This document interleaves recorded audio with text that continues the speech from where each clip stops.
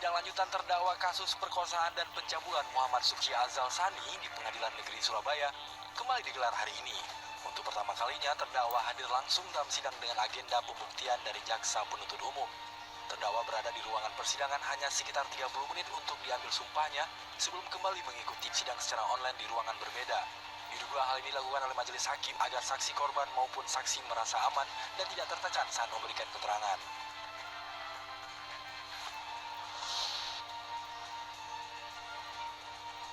Seorang ibu dan anaknya yang masih berusia 5 tahun ditemukan tewas di dalam rumahnya di Tulung Agung, Jawa Timur.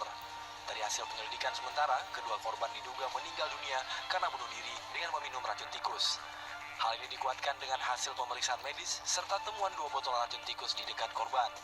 Saat ditemukan, mulut kedua korban juga mengeluarkan busa.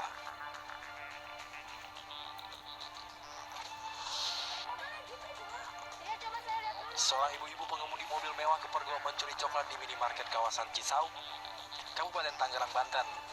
Namun bukannya meminta maaf atas perbuatannya, pelaku malah mengintimidasi karyawan minimarket tersebut untuk meminta maaf kepada dirinya. Peristiwa ini pun viral di media sosial. Terkait hal ini, manajemen Alfamart akan menempuh langkah hukum untuk membela karyawannya.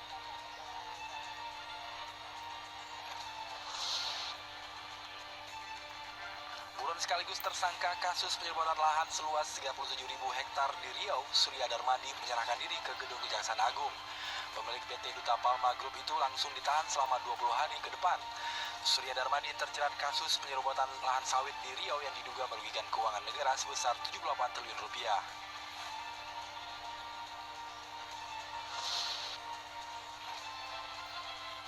Komnas HAM mendatangi tempat kejadian perkara di rumah dinas Irjen Pol Verdi Sambo di Komplek Polri Jalan Duren 3, Jakarta Selatan. Komnas HAM mengecek jejak upaya penghalangan proses hukum atau obstruction of justice. Selain mengecek langsung TKP di Duren 3, Komnas HAM juga memeriksa Barada Eliezer di Barreskrim Polri. Pemeriksaan terhadap Barada Eliezer dilakukan untuk melengkapi keterangan dan data yang sudah diperoleh Komnas HAM.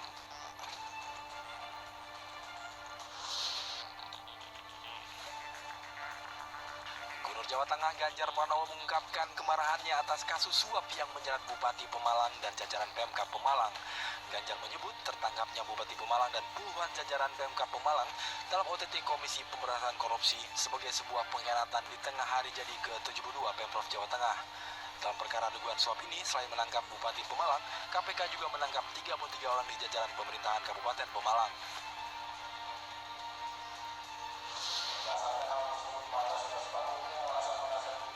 Sidang kasus Quotex Doni Salmanan kembali digelar di Pengadilan Negeri Balai Bandung, Senin pagi.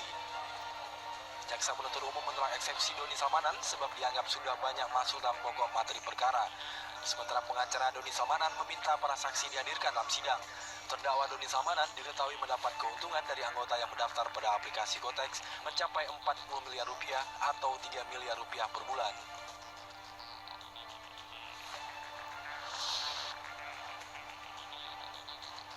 Tim advokat penegak hukum dan keadilan tampak melapor ke Komisi Pemberantasan Korupsi KPK atas dugaan upaya suap oleh tersangka kasus dugaan pembunuhan berencana Brigadir Yosua, Irjen Pol Verdi Sambo.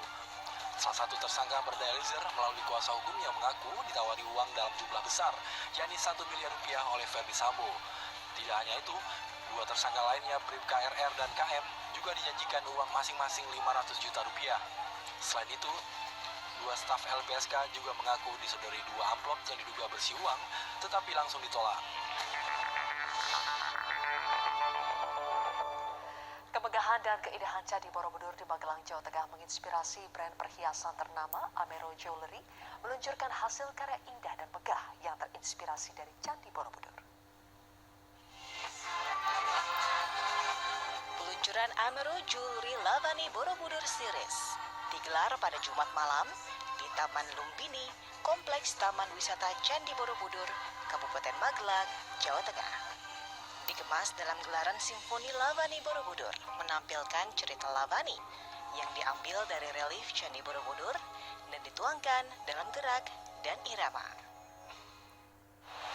Ini menceritakan tentang keagungan di mana Candi Borobudur menjadi inspirasi terciptanya karya seni, di mana Candi Borobudur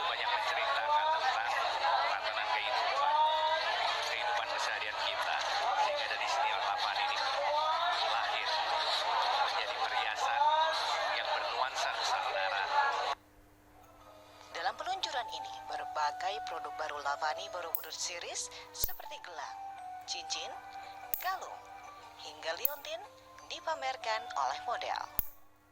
Perkembangan daripada suatu kerajinan Indonesia yang dilakukan oleh anak-anak bangsa seharusnya mendapatkan tempat tersendiri di hati rakyat Indonesia, bangsa Indonesia yang sepatutnya harus mensupport, memberikan kesempatan kepada anak-anak muda untuk bisa berkreasi. Seperti kita lihat tadi, beberapa jewelry ini adalah karya anak-anak bangsa yang mengambil suatu basic dari satu filosofi Candi Borobudur. Tidak mudah memang mengusung Borobudur menjadi satu kenyataan, satu perhiasan, di mana penyelenggaraan hari ini sangat luar biasa. Lavani by Amero yang di-launching di kawasan Borobudur ini merupakan inspirasi bagaimana karya anak bangsa yang mengangkat kearifan lokal Borobudur menjadi konsep perhiasan yang begitu unik dan luar biasa. Dan kelak kemudian Lavani ini bisa dibawa menjadi produk yang dipasarkan di luar negeri, mengangkat bagaimana keindahan Indonesia dalam bentuk perhiasan. Nantinya, produk-produk Lavani Borobudur Series ini diharapkan mampu mendobrak dunia kreasi anak bangsa hingga ke pasar internasional. Dari Magelang, Jawa Tengah, Yuki Pramudia, Metro TV. Pemirsa, sebanyak 120 matras tempat tidur pasien tiba di rumah sakit Indonesia di Gaza, Palestina untuk melengkapi alat kesehatan yang dibutuhkan warga Gaza. Selengkapnya sesaat lagi.